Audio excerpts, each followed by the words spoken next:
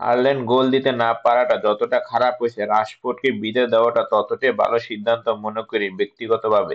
আরো আগে রাশফোর্ডকে বিদায় দিতে পারলে ভালো হতো। He is gone.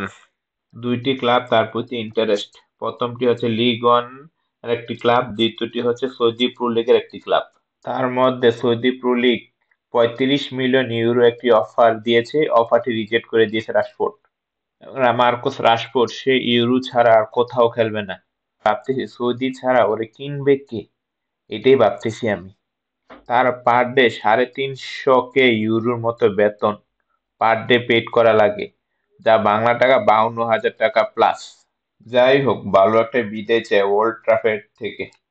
ম্যান ইউনাইটেডের তার কেরিয়ার 9 বছর, তার মধ্যে 9 বছরে তিনি 426টি ম্যাচ খেলেছে, 138টি গোল করেছে, 63টি অ্যাসিস্ট করেছে। ম্যান ইউনাইটেডের হয়ে একটি ইউরোপা লিগ জিতেছে, দুইটি এফএ কাপ জিতেছে, একটি কমিউনিটি শিল্ড জিতেছে, দুইটি লিগ কাপ জিতেছে। মার্কোস রাশফোর্ডকে ম্যান ইউনাইটেড আর রাখবে না, তাকে এই সিজনে সেল করে দেবে। আপনাদের কাছে অনুরোধ করে বলতেছি, আমার ইউটিউব চ্যানেলটি একটু সাবস্ক্রাইব করে দিবেন। অনুরোধ, বিনীতভাবে অনুরোধ করে বলতেছি।